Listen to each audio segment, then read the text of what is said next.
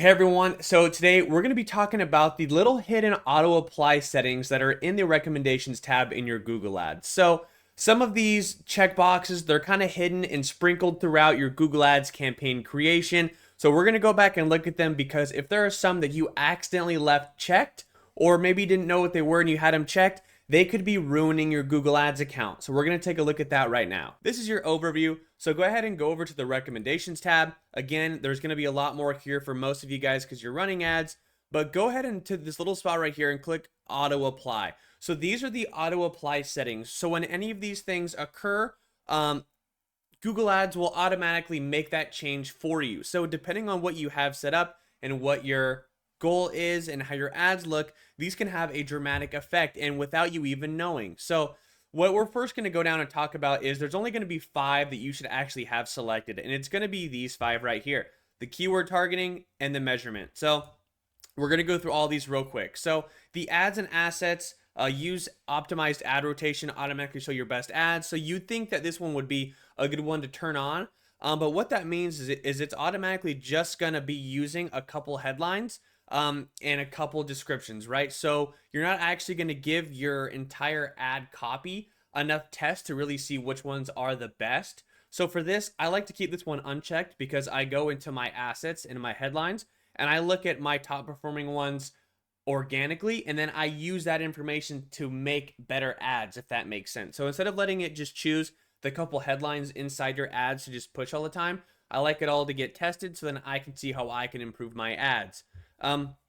Right here, this is not something you need to do. So adding responsive search ads, it's basically just like creating more ads based on the things that you've already made. So it's just going to be adding more to your ad group and it's going to be making it based off of similar stuff. So again, this is them kind of like bringing their way into managing your account for you. So there's no need for this. You always want to have your own say in the account.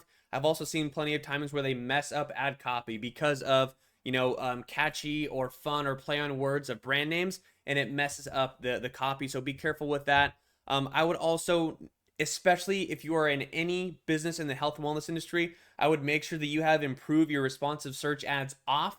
This can be a big no-no. If you're advertising something like semaglutide or Botox, or I mean, those are just a couple examples, but you do not want any say in Google's AI when it comes to any medical terms because you do not want to accidentally be advertising something that you shouldn't be advertising for. So just be really careful with that. So the reason why we have these 5 on is so removing redundant keywords. This basically is when Google detects that, hey, these similar search terms keep coming in and both of these keywords are getting triggered, and then here's the one that you have the highest quality score for. So it turns off that lower quality score one that's being triggered from the same search themes, or search terms. So this is going to help you just overall keep a higher ad rank and keep your keyword list more compressed so you can just have what's working in there, not have a bunch of low quality score clutter that's ruining your ad rank. Remove non-serving keywords. These are just ones that aren't doing anything for you. They're not getting triggered at all. You can actually keep these on if you want, because if they're not being triggered, they're not hurting your quality score. And then this will kind of let you see, what's not being used. So this kind of helps you do more research to develop into further ad groups, and just, overall expand your keywords. So this one's more up to you. But for performing accounts that I'm running, I like these just to be out because I kind of already know, the more popular keywords because I'm doing research on this constantly. Remove conflicting negative keywords. This is a big one.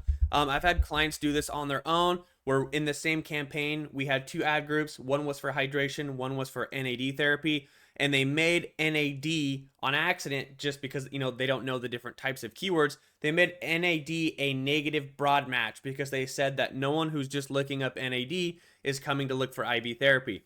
But when they made NAD a broad negative, it made it so no one could find us at all for the NAD ad group. So be careful of that. So this is just going to make sure that you don't have any conflicting negative keywords. That's good.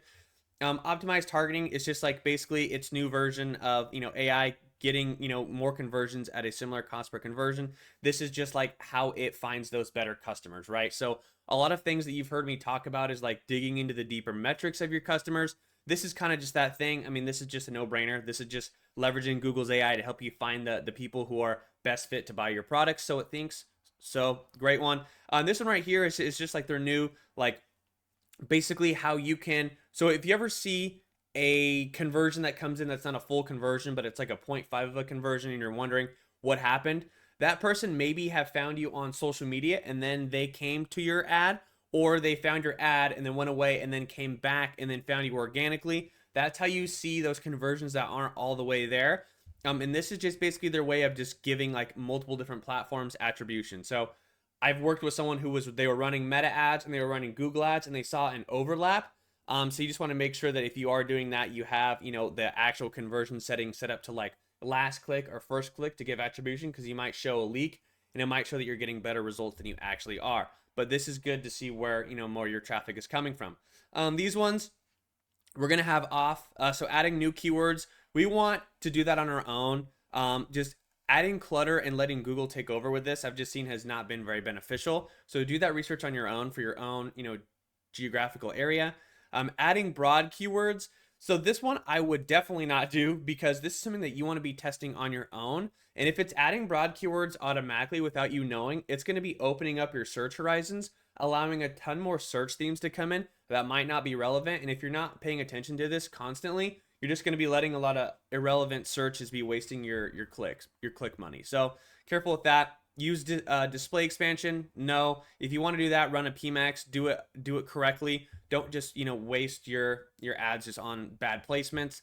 The bidding, these are huge no-goes. Be very careful with this. Again, I know that I've talked about a lot of businesses in the health and wellness space that I work with.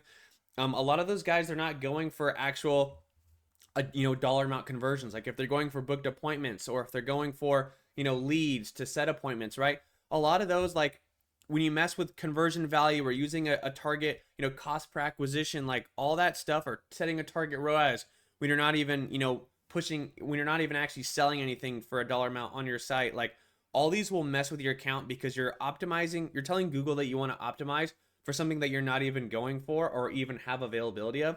So it'll never have the data. So it's going to be searching for people that don't exist, or just for the wrong people. So all these right here are big no-nos. If you're going to make any bidding adjustments, make sure you're doing those yourself and that they are calculated. I'll make more videos on this stuff right now. But again, the only 5 things that you should have turned on the auto apply are going to be these five right here. So the keywords and targeting and the measurement. So I hope this saved you guys some trouble. And if you've noticed that your ads are being finicky, it could be because you have one of these on and you don't know. So just be really careful of what you give Google control of doing.